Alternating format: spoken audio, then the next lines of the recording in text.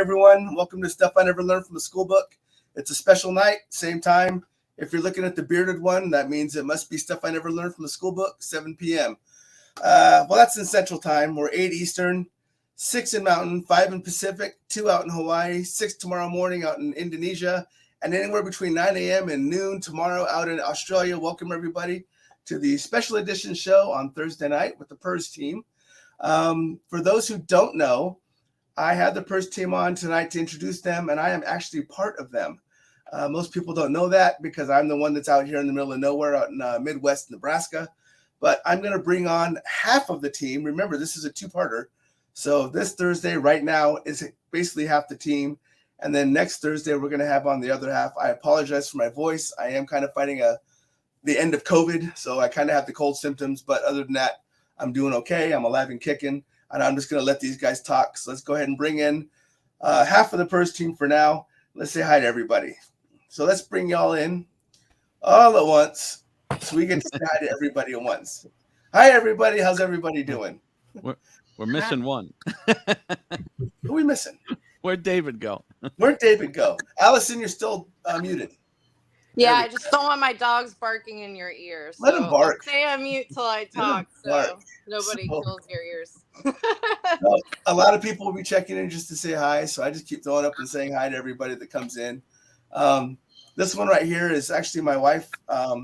So she's the one who's also part of P.E.R.S, but she's hiding upstairs, making sure our internet works. So Kathy's checking in to say hi. BJ's checking in to say hi. Uilani Ku'ule, I can actually say that now, so that's why I don't call her Mary anymore. That's what she normally goes by, is Mary, because too many people can't say that name. But I figured it out. So hi.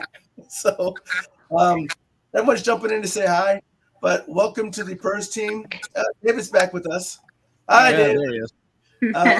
Everyone's jumping to say hi, but I want to say hi to all of you and thank you for coming on tonight. Again, I apologize for my voice, but it's just kind of what it is tonight. So I'm going to let you guys do a lot of the talking. Do me a favor. I know there's 7 others here, but do me a favor and go around and introduce who you are and just say a little something about yourself. Before starting. So, I don't care who starts where. Bill, if you want to kick it off because you're kind of the lead of P.E.R.S altogether. So all right. Well, I'm Bill Slevin. I'm the founder of the P.E.R.S team. I've been in the paranormal industry now for 35 years. I've been about, 500-600 cases in my life. I've been a residential specialist. We like doing, helping people. This is a lot of my team. Everybody on here is amazing, amazing people. And I'll let them introduce themselves. Looking at my screen, I got Rob right next to you, so I'm going to go with Rob. Okay. I'll just go around from what I see. So, Rob, let's go with you next. Well, my name's Rob. I am the newest member as far as joining the P.E.R.S team. I've been tagging along, following Bill. I work with Bill at the center he works at. I've always had something paranormal going on in my life. And I mean, I just feel like right now this is probably the best opportunity for me to get some answers and investigate stuff. Perfect. Sarah, you're up next. You've actually been on my show, so a lot of people know who you are already. So Thanks, Tom. Hi, I'm Sarah. I've been investigating and working alongside Bill for several years now. I'm also an author, and I've written quite a few books that are scary, and really excited to be on the show. Awesome. Ben, you're up, brother. Well, I have a similar background to Sarah. I've known Bill for a while now, about 8 or 9 years, I think now, Bill. And and I've been part of the team for about 7 of them. And I also am a writer, horror and dark fantasy writer. And it's a great team, and I have a lot of fun, and I enjoy, the paranormal and learning more about what it actually means to us. Awesome. Allison, if you can jump in between dog barks, that would be awesome. Yeah, let's hope they stay quiet for a minute. So, hi guys, my name's Allison. I've been on a team with Bill for a few years now. I actually joined right before COVID hit, and our first year was mostly conversing on the phone and online, but since then I've had a lot of fun with the team.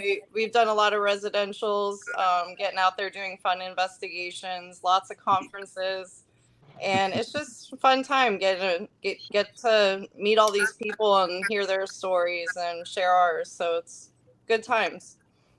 Perfect. Danny, it's all up to you now. I think that's me. Hi, guys. My name's Daniela. Everyone calls me Danny. I met Bill about 3 years ago, about the same time as Allison, right before the pandemic. I kind of was searching for some paranormal answers of my own. You know, I think it's natural that we all have some curiosity, and I was at a point in my life that I really wanted to kind of indulge a little bit more and start exploring. So I seeked out, you know, someone, you know, that is credible in our industry and luckily nearby. And Bill accepted me onto his team, and I was able to help with a lot of the residential cases and stuff during the pandemic as well. And happy to be still here on this crazy train, I guess. Beautiful. And last but not least, Mr. David, how you doing, brother? Nice to meet you, man. Yeah, my name's David. I met Bill in November of 2019, and like I said, the paranormal's always interested me because I had a brother about 23 years ago that passed away in a motorcycle accident. He was 18. He would have been maybe like 42, 43 by now, if I'm assuming, or 41. And yeah, like I said, I've had some experiences, you know, from like corner of my eye and stuff, and also kind of like my way of grieving, I guess, is also like reading about it, and also kind of like trying to understand, you know, why we're seeing unexplained phenomenon and all that stuff, and trying to find answers that people that have passed away still watch over us, Right. and all that stuff. So it's really cool. Beautiful. You know. Yeah.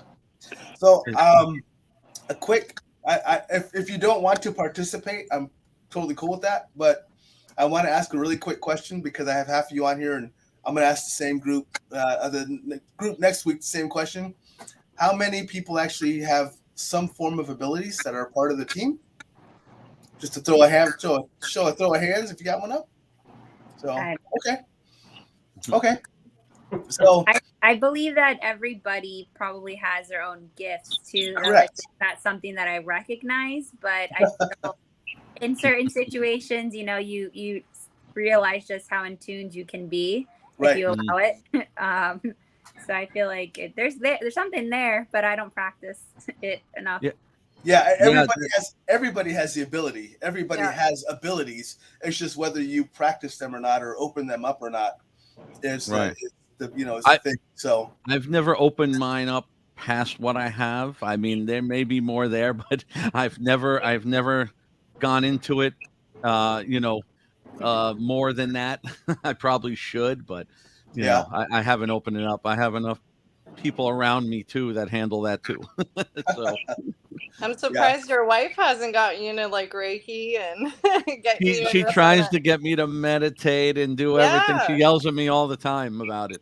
It's funny you say that because I actually have a lot of abilities.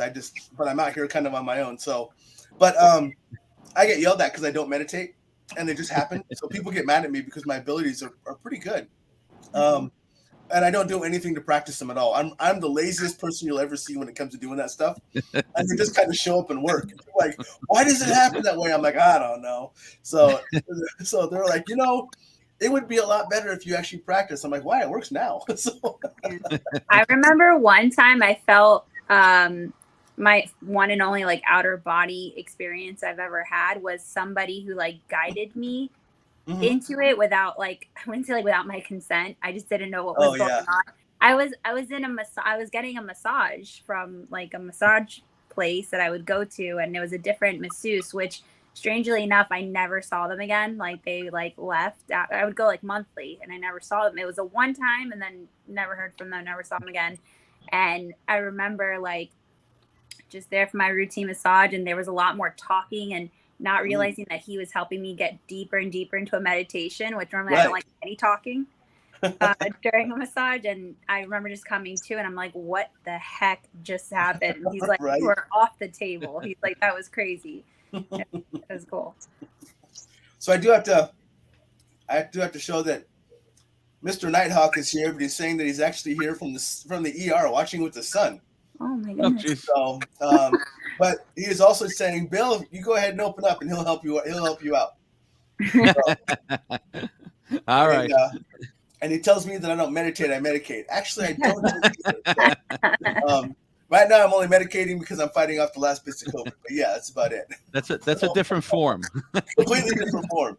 Yeah, That opens up a lot more. a lot more, and get you into a lot more trouble. Yes. So You wind up at our place. so But, so everybody here, so everybody kind of became part of Bill's team. Who's been part of your team the longest on this group? Sarah and Ben. Sarah and Ben. Yeah. Okay. And how long's that been? Oof. Like 6 or 7 years. Yeah, about 6 or Okay. 7 years. Ben used to actually work with me originally, Okay. and that's how I met him. And then we started talking about all this, and we all got together, and it was good timing. Allison, Daniela, and David all came on right at the same time, right before COVID, and then we all got hit with that and learned how to do Zoom and everything. So how do you? I have to ask this question then, because one of the primary. So for those people who don't know, if you did not read the advertisement about who you were that I built, for those people out there watching in the audience, I gave an introduction to what P.E.R.S was and what they do. You're really there. You're there to help anybody and everybody who is coming across distress or questions or problems or anything they may have that may potentially be paranormal. And it's really our job to find out if it is, first off, paranormal, and second off, if there's a way that we can help you, which is most always yes, and third is how to help you. And so I have to ask, how did you guys manage to do that? Because I'm pretty new to the team myself. I've only been here for probably less than a year, actually. You've actually helped me on a case out there, though. I have. I've worked a case out here. But how did you guys manage to help others and do what you needed to do during COVID? That was a little bit of a tough one because, especially at the beginning, nobody knew what the hell was going on. So, you're like, do we take a chance? Do we not? We were talking to them on the phone. We were dealing with them a lot, like that, trying to say, listen, because at first you didn't know how long this was going to be. We're like, hey, let's see what we can do, how we can help you until we could get out there. But there was times that we had to kind of break the protocol. Like me and Daniela specifically went out to a lady's house right at the beginning because she was so frantic and so crazy that, stressed that we thought we need to go. We put on masks. We stayed as far away as we could, and we really we even brought things, checked temperatures, back then it was at the beginning, but we wanted to help her, and she needed us in front of her. We needed to see the situation. So we definitely had to figure out like what cases were going to be, I wouldn't say like prioritized, but like we really had to figure out like, is this something that we could handle from behind a computer screen or from a phone versus like, do we need to physically risk it and go and help these people? Because it being COVID, you saw this insane flux, I would imagine, from before Bill, like having the rest of us, and before the pandemic, like you'd get residentials here and there, but then you had everybody staying home for first times and forever, and like hearing new sounds and thinking that they're seeing different things, and they're just like getting really in tune with their house for the first time because they're forced to be there, and then they're like calling us about everything.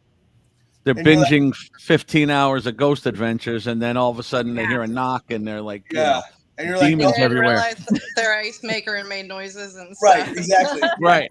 Bill's They over were there, home all day. Bill's over there going, don't call us, call your plumber.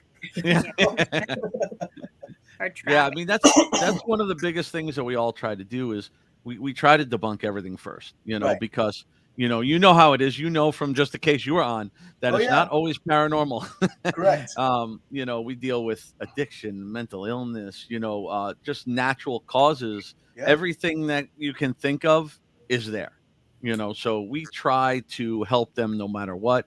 We've had cases to where we've gone back and back and back, probably when we shouldn't have, because we're trying to help them, and some people don't want to help themselves all the time. Right. And we also dealt with Danielle will know the most because she was getting all the calls thrown at her at the beginning, and we would get people that were desperate, and then they wouldn't respond to your call. Like, okay, we're here. What do you want us to do? Sometimes 6 months later, they'll come back. Sometimes they're scared.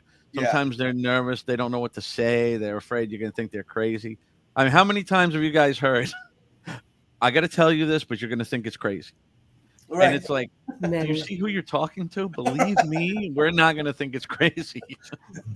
It almost becomes like real for them, I think. Like the fact that they go through the effort to like seek this kind of help, to like fill out the forums that we have, and then when we go to respond, which we respond rather quickly, I feel like some people just get spooked at the fact that like it's like having to accept like they're at this level of like we need help like this, and then like the idea, because that's the other thing too. I think people who might reach out to us but don't really know what we do or like have done any research on us, I think they're expecting Ghost Adventures to like show up and it just be like this big fiasco when we tell them like we're really, really discreet. Actually, like we're humans, we're normal, like we're not bringing a camera crew. It's nothing like that. We don't have like a big van with our name on it. It's nothing like that. Well, you may not, but I got the P.E.R.S van out here. I mean, no, I don't. I'm just kidding. I always said I would love to show up at somebody's house one day with one of those proton packs on, from Ghostbusters. Just be like, all right, where is it? Right? Here we go. One of those Ghostbusters, they're at my mechanic shop down the street. They go to our conventions all the time. Yep. He's got like an SUV and made into like a Ghostbusters car. Yep. Awesome. That's where I get my oil changes. So I'm going to leave this question that's coming up from Joe to any of you, because you guys are going to be able to answer it better than me, because you all have worked together at one point or another. I'm still getting into the working with you all, but Joe is asking, what is the line that separates you guys offering advice and counseling versus you going to the house to investigate? You want me to take it? Who wants to take it? Yeah, Bill, take that one. Well, it's a tough call. Now we've actually been, I would say since COVID, probably a little more strict. Before COVID, we used to go almost to everyone and go out to the house for the initial, kind of like the initial thing. Daniela, a lot of times would talk to them first and get some of the basics of what's going on. But we used to go out and sit with them to do that. But we're learning that it's better to do a Zoom call with a bunch of us, even people that, on the team, like, we can have you on, Tom, it doesn't, you don't have to be there to be able to go out. This way we get more people involved. We have it's an easier time. It's more comfortable. And sometimes we don't need to go there, but there's a line. You kind of see what they're dealing with. You kind of see how they're reacting to it, how they're willing to take our advice. Some people don't like the fact that we're just on there just saying, okay, try this, and we're going to teach you how to do this. And, sometimes you have to get there in their face. Like, for instance, the case that you were on, I dealt with that person on the phone and on the phone and then I had to get somebody to the house and happened to be right by you, which was great. Yeah. Yeah. It was very interesting too, how we had to, I want to say convince him that we were okay, because he went through so many other teams and he's like, none of them want to help me.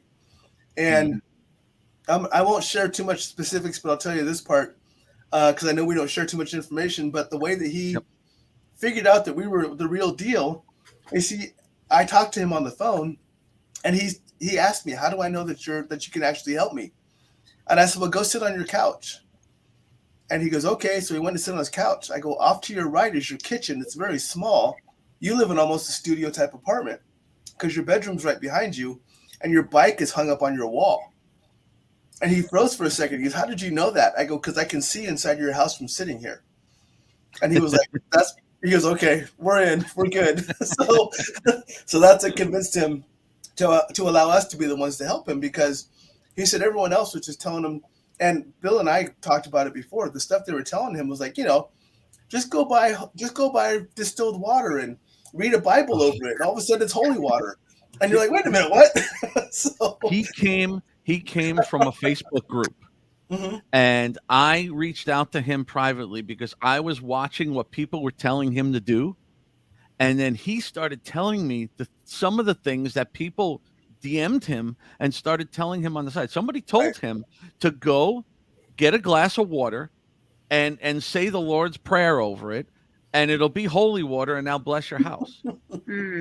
I mean, I would just go outside and bless the pipes, and I just have holy water running through the house. If The that whole would help. house. Absolutely. I mean, yeah, I have a water cooler here with, you know, I mean, I told him, I said, whoever told you that, block them. Yeah. Because believe me, they're far gone. People told him he needs to go to church. People told him to actually go buy ghost hunting equipment to investigate in his house to see what it is. What? Are you insane? Yeah. I mean, I was gonna say, for Tom. Yes. Not for the guy's question that was asking about like Joe. Oh, Joe. Joe, I'm sorry. I'm like, you're Tom. Joe. I was gonna say, like, I think consistency too, like from the client, it shows that, you know, that this isn't just something that you're reaching out on a whim and like we were saying, like not following up about. Like if you're consistent, and we actually give people homework too when we talk with you, and we're trying to get some insight on what's happening, and we ask you to do some homework between now and the next time we talk, and we see that you're actually like following our requests and our homework assignment because you're wanting to get the help. We could see that you're being serious and that this is, you know, something that you're not just like blowing off because you talked to us once and that's it. Like when we can see that the other person is taking it just as serious as we are, I mean, then we're obviously more inclined to be like, okay, like they're being for real. Like this isn't just like a gimmick or just like something for attention or something. Like they want our help and they're doing their part. That's also the good thing about like Zoom now, because we can see them instead of just talking on the phone. We can see them and we can judge. I'm a very good judge of what they're saying and if they're telling the truth, or if they're not that they're just straight out lying, but sometimes they're very afraid to tell you certain things. And that's why we try to be as compassionate as possible and make them comfortable, because the more comfortable they are with us, the more they're willing to tell us, and that makes us help. You know, we tell people, if we ask you personal questions about psychiatric illness and medications and history and things like that in your family, it's not because we want to say, okay, that's what it is, you're crazy. It's more that we need to know that, because we need to know what we're dealing with, because there are things like if somebody says, hey, you know, I'm hearing voices all the time, I'm seeing things, but that could be schizophrenia, it could be, you know, psychosis with bipolar. There's so many different things it can be, but you have to get all the information out of them to be able to determine which it could be. It could be both, you know, because people with illnesses are definitely more susceptible, you know. Definitely. So it is a fine line, and you know, I would love to be able to go to everybody's home and help them, you know, but unfortunately, this is an easier way to kind of weed some out. Some of them don't need the whole hassle of us coming over there and, you know, taking their whole night and, you know. Yeah. And so Joe follows up, says, mahalo. I ask because it's a line I walk. I try to get them to be proactive in the solution as to empower them, which is very much true. Yeah. We, I know that at least from the one I worked, I'm sure it's the same thing. What you guys work over there is that they need to do their work. We can't go in there and babysit them and do it all for them, but we are there as a support group for them to assist. But ultimately, it comes down to what their ultimate desire is, or what their final request is, because that's what they're looking for. Rosie is asking, I guess this is a group question, or I mean, any of you can answer this question. She's asking, what has been your scariest experience? You guys could take this. I've said some of mine so many times. Good. You guys go. A recent homeowner's renewal. I don't know. And anybody want to go? If you want me, I feel like I'm talking too much. I want someone else to go. You talk whenever you want, lady. This is a forum. I don't think that I've had a scariest experience, but I think it kind of ties. You write scary experiences. To what? Yeah, what Tom was saying before, I think it's not scary. It's just disappointing, because if the homeowner is not willing to follow up with the things that we've recommended to them, then it's just frustrating and disappointing, because you know that it's not going to be successful in the long run. You can cleanse the house, you can do everything you need to do to protect the family, but if the family is not willing to follow the homework, as Daniela was saying, then we are going to, Bill's going to get that call again, or Danny's going to get that call again, that, well, I'm hearing things again, I'm seeing things again. Well, have you been following the advice we gave you? Have you been saying the prayers, or cleansing your house, or not talking to things that you can't see in front of you anymore?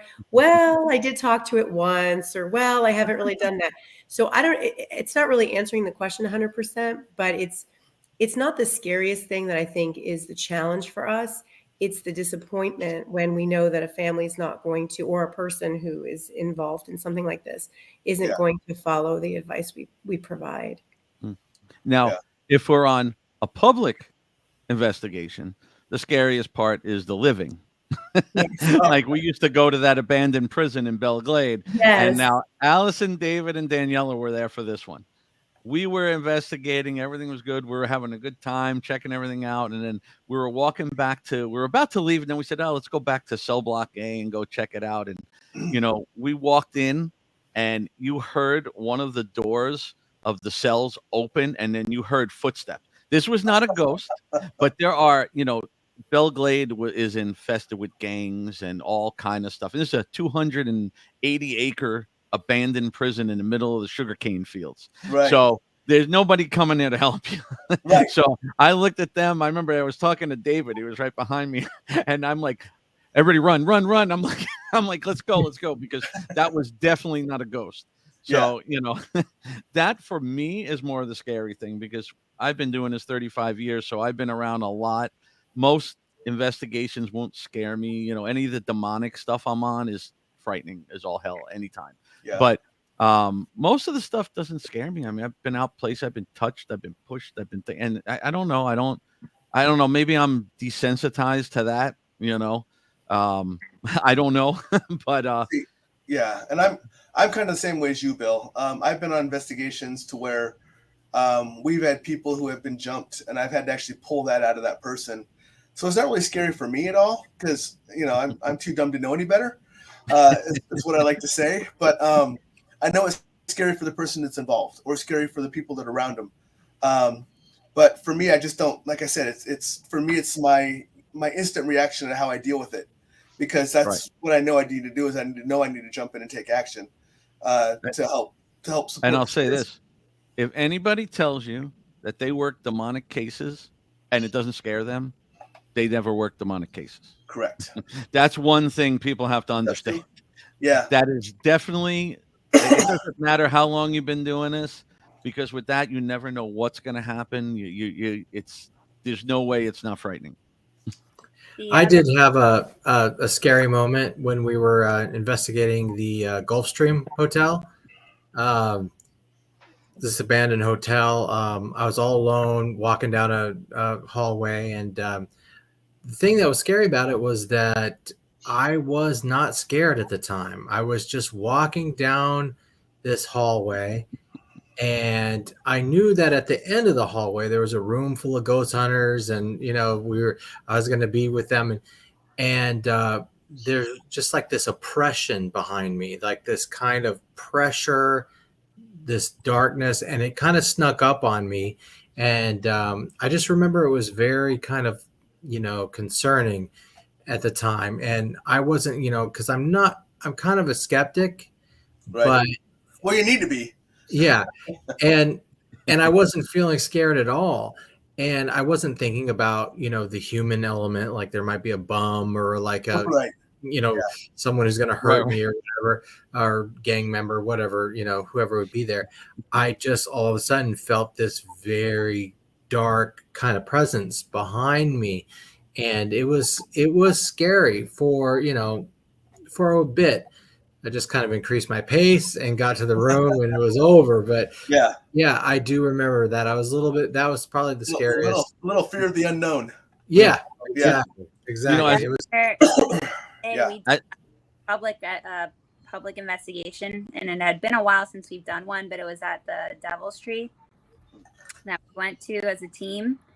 And I kind of just felt a little disconnected the entire time. I didn't feel like much going on there, but we were having some, responses and stuff with some of our devices throughout the night.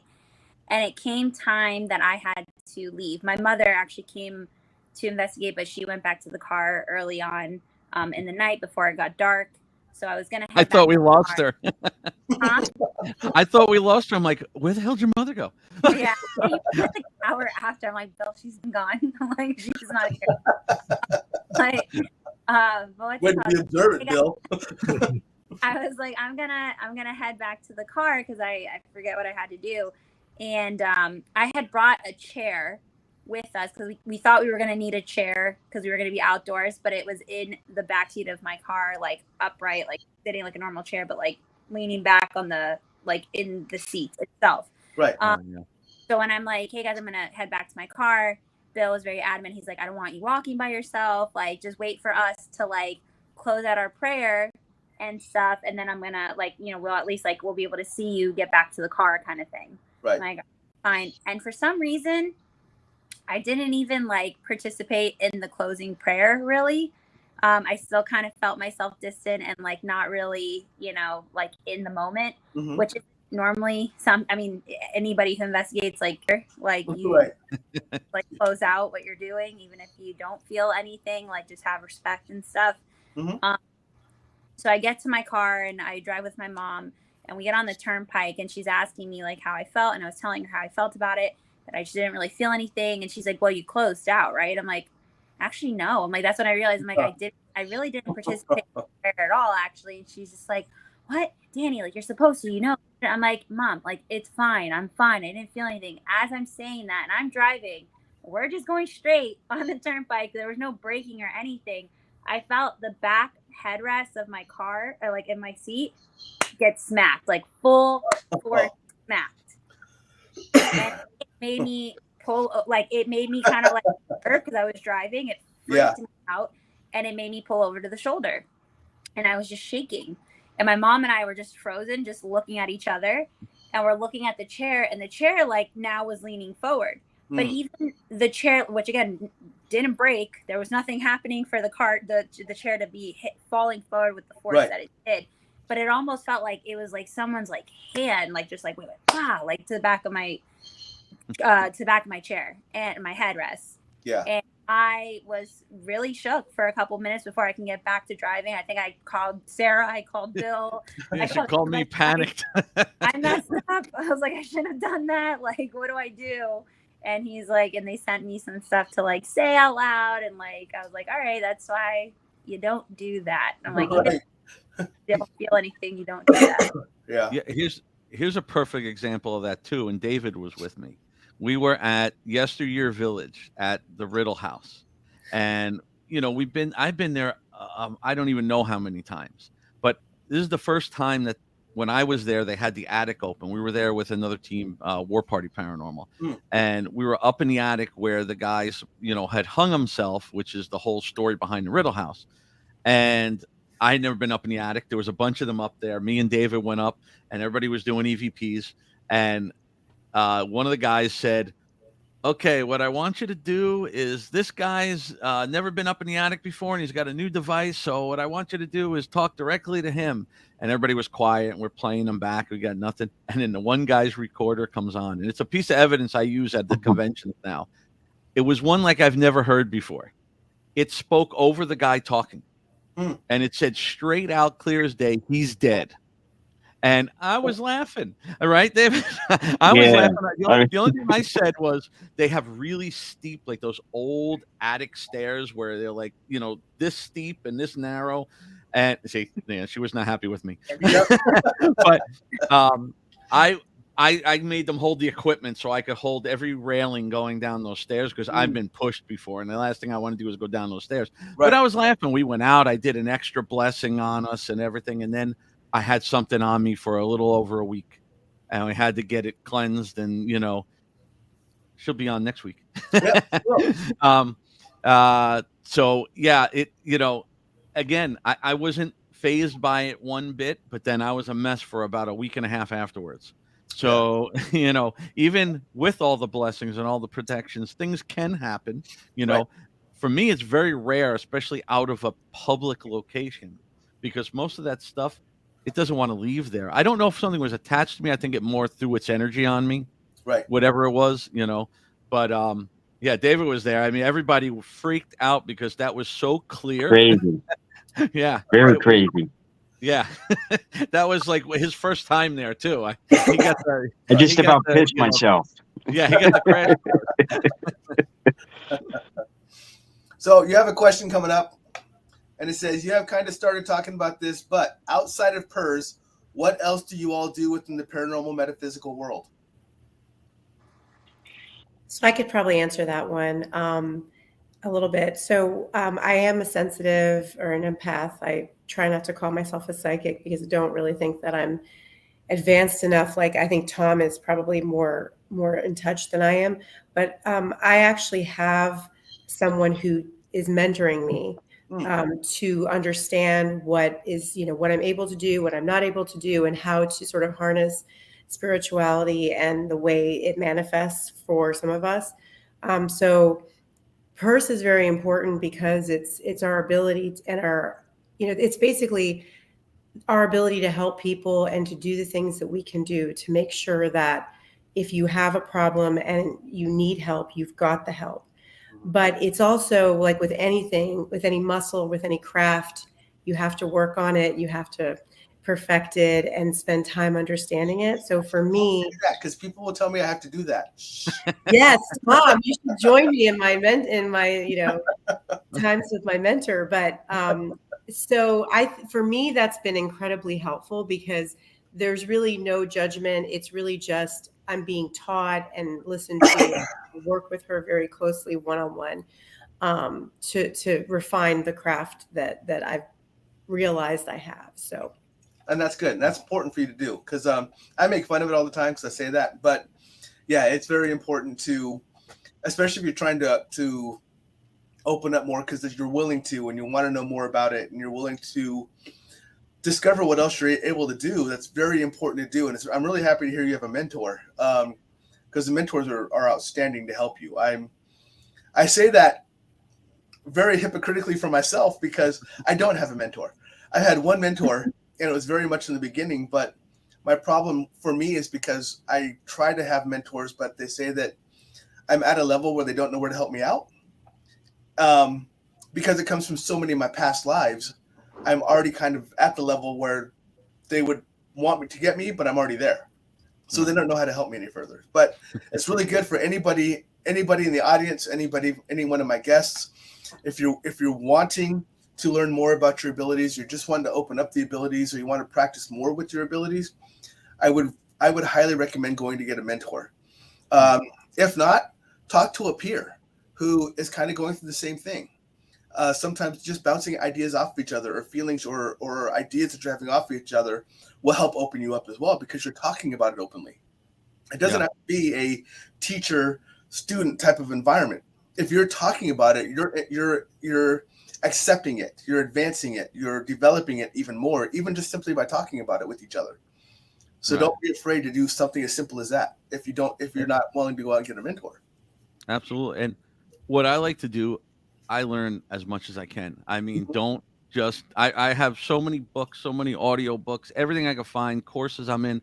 Don't just learn about paranormal.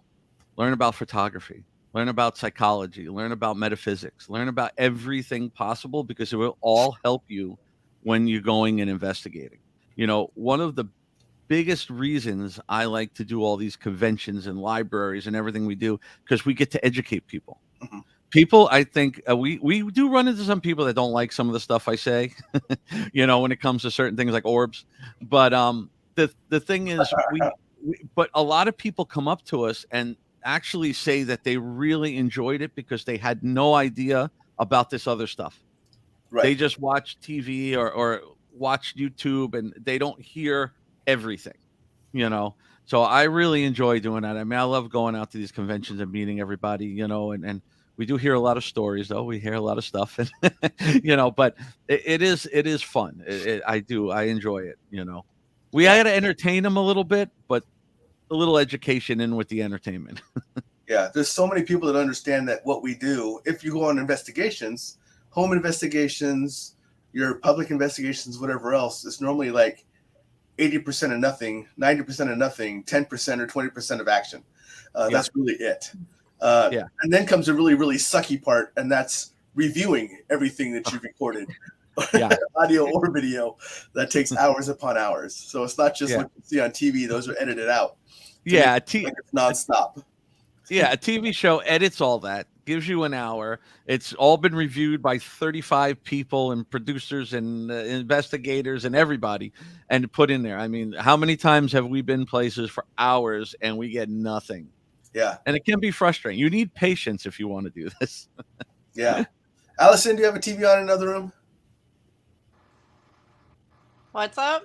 I said, do you have a TV on in your other room? Yeah, why? Is it bothering you? Well, no. Stuart says, here's hoping Allison has a TV on in the other room because I keep seeing flashes. He just wanted to make sure there was something that could be there, not something that... No, that's the cops outside. They're waiting for me. And you guys have an offer as well from Pitt Paranormal. That's actually, their name is Pitt Paranormal, but they're paranormal investigators of Middle Pennsylvania. They said whenever you guys come up out to the Northeast coast, hit them up. And cool. I'm from Northeast Pennsylvania. I actually know a lot of the guys up that way. Yeah, I'm from Jersey, so. Yeah, I've actually had these guys on my show, so they were pretty good. So you might want to, if you guys ever wander up the North Coast, go up that way, say hi to them, and see what they got going on. Absolutely. That's the point. But all right. So we talked about the whole. I'm sorry. That was the one she had. Did anyone else have anything that they were doing outside of P.E.R.S? I know that a couple people talked on it, but does anyone else do anything paranormal or metaphysical? I've always been fascinated with afterlife and how close our relatives are to us that have passed on. And I'll go to our local crystal shops and do readings with mediums and all different types of readers. And I have always enjoyed researching that stuff. It kind of makes you more at peace with how close people still are to you, I believe. Yeah. I mean, everybody has their own feelings, but that's part of the reason why I do enjoy this is getting to know more beyond of what's here, I guess. So yeah, I've always been researching that. I'll watch those near-death experiences on Discovery all the time and stuff. That show's great. I love those stories. Those are great. So quick shout out really quick, because Jerry's also responding to this in the messaging over here, but Jason is saying they're going to be at Gettysburg Bash and Perry Universities or Unity, so say hi. And then Jerry followed up with, hey, we're going to be at Gettysburg Bash also. So make sure you guys connect up. Rosie is asking, have any of you got, and this, you guys are going to love this one. Have any of you guys went to a home to help someone and pissed off a spirit? Yeah. Hope not. I never have, thank God. I'm like, Bill has to raise his hand on this one. Yeah, I talk too much to them. But no, I mean, it was just us. I've done a lot of cases when I was up in New Jersey too before I moved down here, and I wouldn't say I necessarily pissed off a spirit. I've gone in with other people that I was on other teams and worked with people, and I don't think some of them, knew exactly what to do. I'm not saying I did, but I kept more quiet. I didn't try stupid things, to piss them off. And the first time ever that I was pushed or touched, in a matter more than just a hand on you or something, was I forget exactly what the guy did. He just walked in and he sensed something and he started throwing holy water around. I'm like, what the hell are you doing? And the next thing I know, I got shoved right to the floor, and I'm also thinking, well, I didn't do it. Right. Why are you pushing me? Go push him.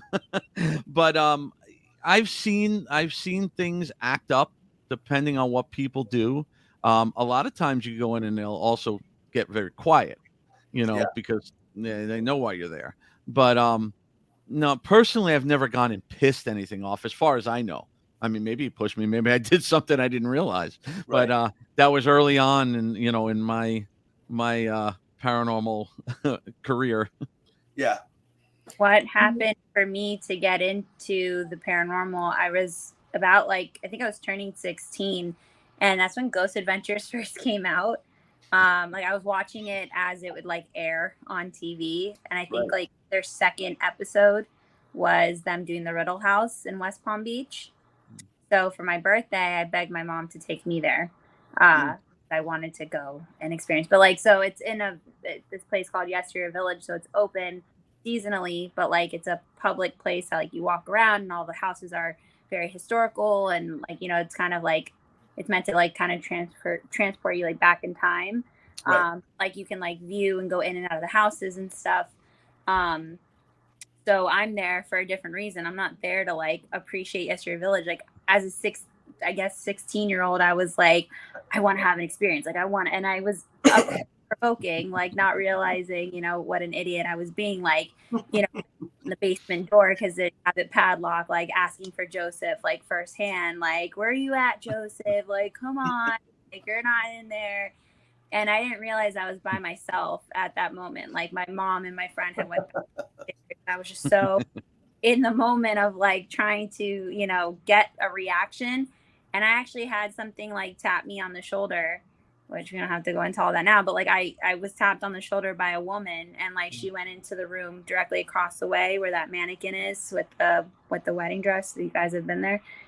She went over to that, almost to distract me, to stop me from whatever I was doing, and being hey, don't do that, don't kind of thing. And it was and in that moment, it must have happened so fast, but in that moment it felt like an eternity. I just locked eyes with this woman, and then as soon as I snapped out of it, I ran out the house. I ran into my mother, out of the house, and I was what is, where were you guys? I got what I was asking for. Yeah. Bill, I don't think you know about this one. This one that pissing off the spirits, but Ben was there with me and another girl from the local area. It happened at the Devil's Tree. So I was, of course, not wearing the right footwear, and like Daniela said, we know better, but sometimes we just we forget. So I showed up in flip-flops, and we'd been in this location for at least an hour already, and we'd been trekking through dirt and all this kind of stuff, and we were fine. So this local girl was saying to me, hey, come over here. This is an area that's very frightening to me. And it's, without getting into too much detail, the Devil's Tree is connected to a sheriff's deputy who murdered many women in that area and buried them around the tree and in his basement. So this was the area of his basement of his house, according to what she was telling me. And I don't know if it was 100% true or not, but at any rate, we walked down to this location, and I'm with Ben and this girl and I think somebody else. And she says, don't go down there. And she points to this one area. And for some reason, and Bill knows this, I don't know, I was in rare form that day and was just kind of Bill was you're provoking, stop provoking. And I'm I know, but it's just such bad energy here. It's making me mad. So Bill wasn't there at the time, but he had already told me once, hey, don't provoke anything. And I go down to this little area, and I swear to you, 10 seconds of me being there trying to get some sound, and my foot was swarmed by spiders, ants, all kinds of things. And I got bit up horribly. And to this day, I still have a mark on my foot from that spot. And it was very unusual because I'd been wearing these flip-flops. I was fine the whole time. But that one spot, and I felt that it was a bad spot to be in. I was there for maybe 2 seconds. And I'm what? And my entire foot was covered in insects. And it hurt really, really bad. So did I upset whatever was there? I don't know, but I've never had an experience where I was physically harmed to that extent. I was stop yelling at the tree.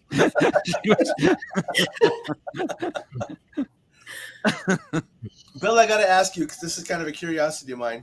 I know how you and I met and how we ended up teaming up together and everything else, but for everyone else, you just put a flyer on a telephone pole and said you were looking for people. I mean, how'd you end up getting people on your team? Well, sort of. Well, Ben, I knew. I worked with Ben, so that's how I met Ben and Sarah. David actually came to one of our library shows as just in the audience, and then came up and talked to me afterwards, and we started talking, and he was really interested. I told him to fill out the application. I'm very picky on who I bring on the team, and I used to keep the team very small. We've opened it up a little bit now, but we still keep a very tight group of people. Allison, she just filled out the form online, and the same thing with Daniela. And I met them, went out, talked to them, kind of interviewed them, and saw what they were about. Because like I always tell everybody, even at the conventions and everything, I'm not looking for somebody that you don't have to come to me and say, hey, I've had 20 years experience and I own $50,000 worth of equipment. I don't care, to be honest with you. Right. It's more about what you want to do this for. Do you want to help people? Are you compassionate? Because I got to be able to take you into people's homes and make sure that you're going to be respectful and you're going to be caring, because it's not always paranormal, like we said. So I'm that's kind of how everybody came through. I mean, some of them were just literally, Danielle and Allison were just literally filling out the forms, and I just got a good vibe from them, and I met with them and I talked to them. Same thing with a lot of the other people that are coming on next week. Connie, I've known for a long time, and so either I've known him for a while, or like David, Tammy, who was supposed to be here tonight, and Right. I think will be there next week. Tammy also came to the show, the same show David was in a couple of years later. She nice. came there because she contacted Yep. me. She contacted me off the website and just said, hey, I investigate some places and I wanted to ask you some questions about equipment and all this. And we were literally having the show like the next week in the town. She lives around the corner from me. So I said, hey, come to the show. And she was so funny. She showed up with a big duffel bag full of equipment. I think, like a backpack. I was like, no, it's not an investigation, but she was great. I mean, we talked to her, and she lives around the corner from me. And it's pretty much how, for the most part, that's how we've met mostly everybody. Nice. I think Rob, a lot of us, I work with. Right. Yeah, I think a lot of us too, like, all had our own experiences Right. at some point.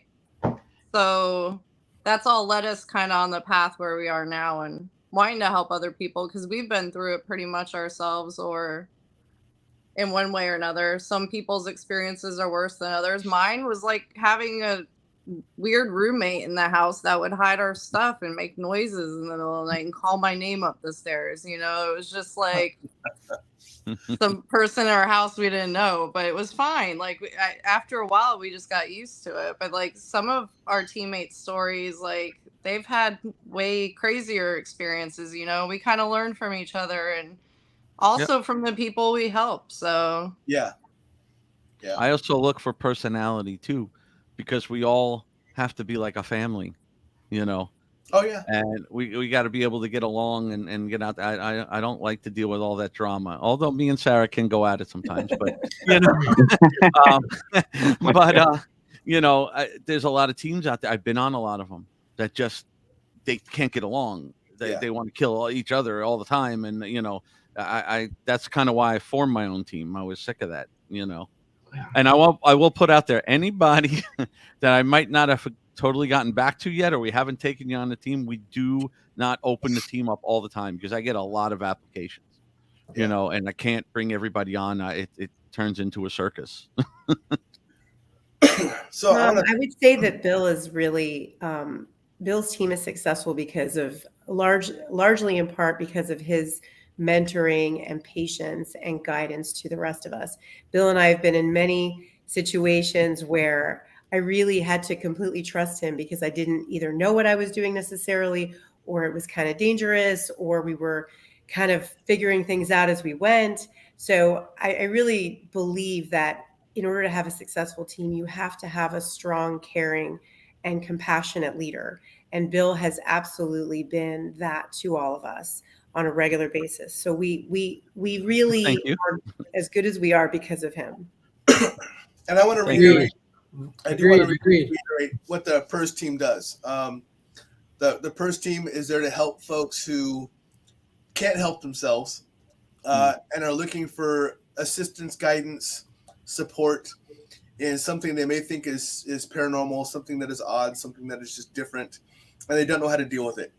That's what the P.E.R.S team is there for. But we will assist you in the best way we can, but we need to find out information first, and that's a big part of it from you. So don't if you go out to the site. In fact, let me throw this up there. If you go out to the site and you feel like you want help, but you don't fill out the application, guess what? You're probably not going to get the help.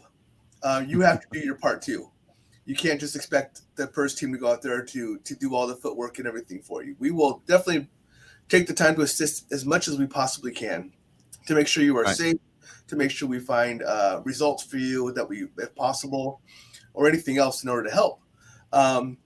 But you need to understand that you are also part of the process. So down here below us all, I actually posted this in the comment section as well. So anyone who may have came in late or is watching the recording on this later on in the week or whatever else, and you want to know how to find us, really it goes through the folks that you're looking in front of me. I am out in the Midwest, and I just get called on if stuff goes sideways out here, or if we're going to do a Zoom talk and we kind of want to have everybody in. But otherwise, right down there, you can look at www.facebook.com/PERSFL, or you can have a phone number right there. It's all there as well. And there's also the email at help@PERSFL.com. And the website, the PERSFL.com, has the actual application you can fill out for an investigation request. Perfect. But this is other ways you can also contact us as well.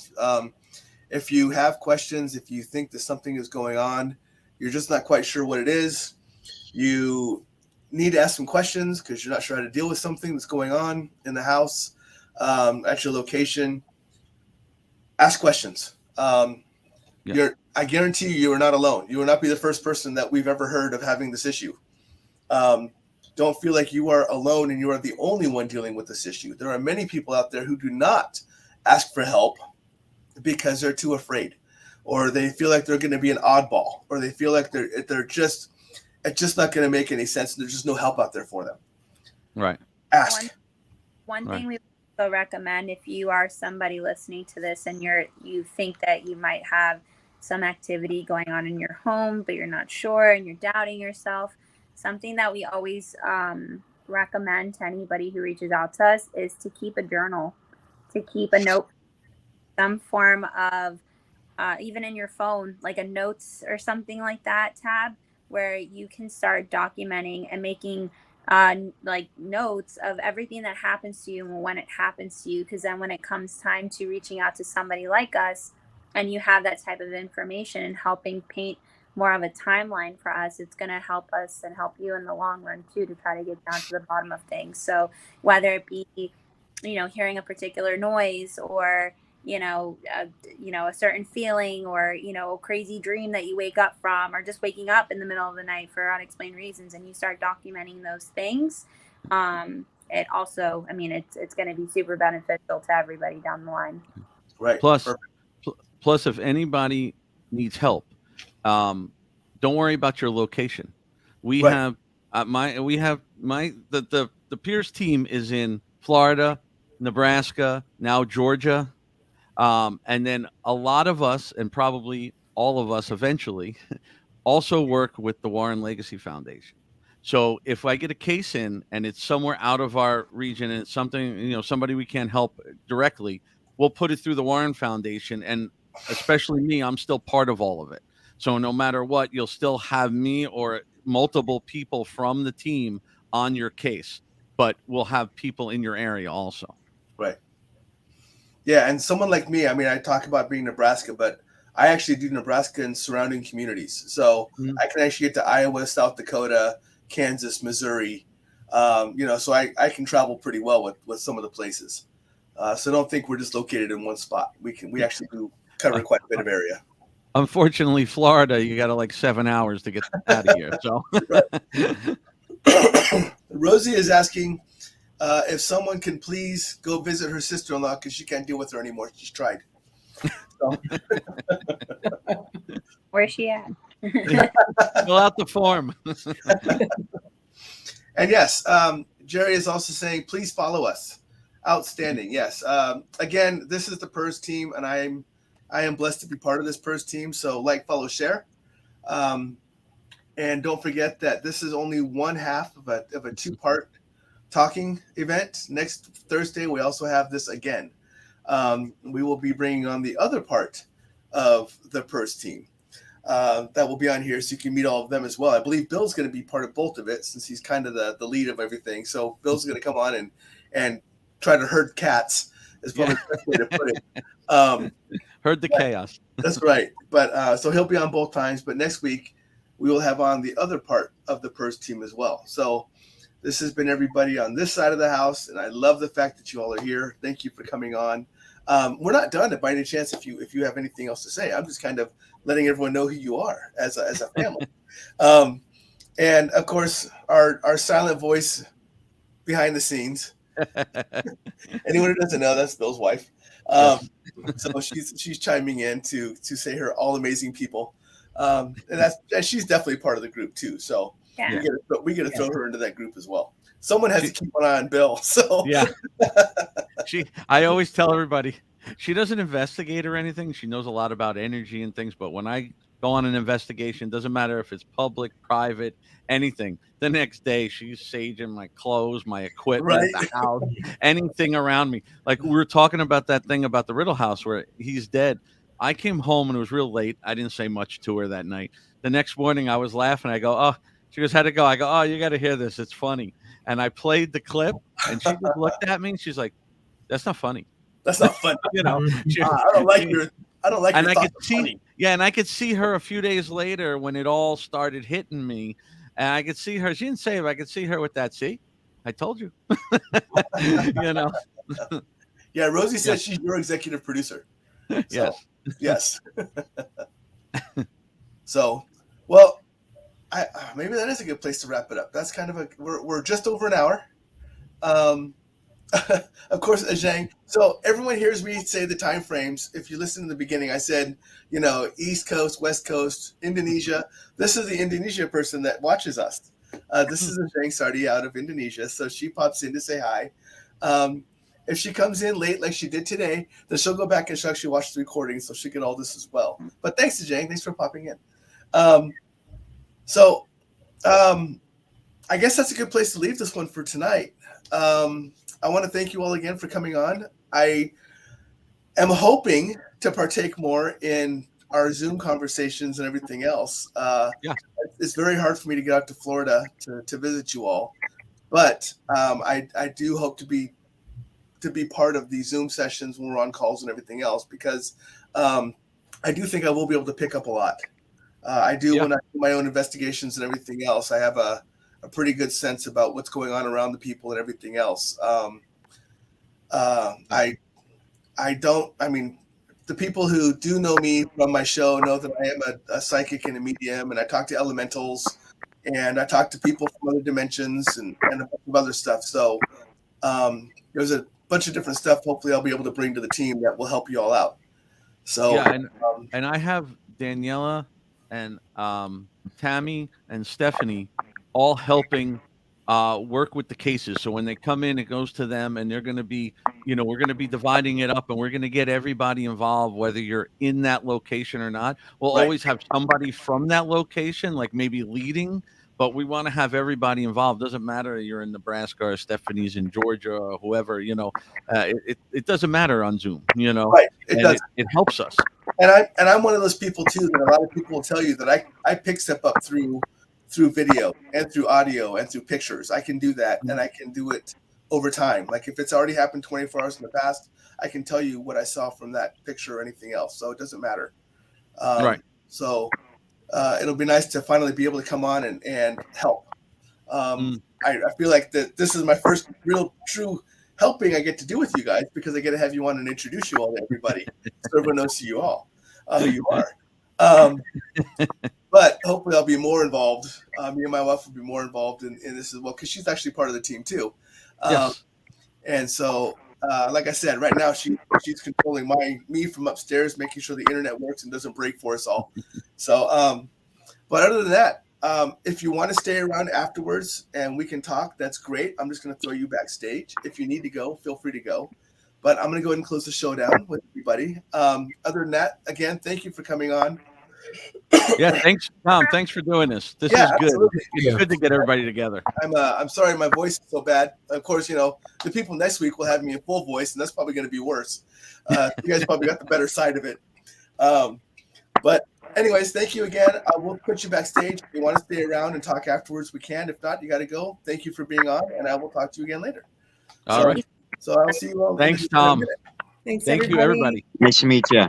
You too.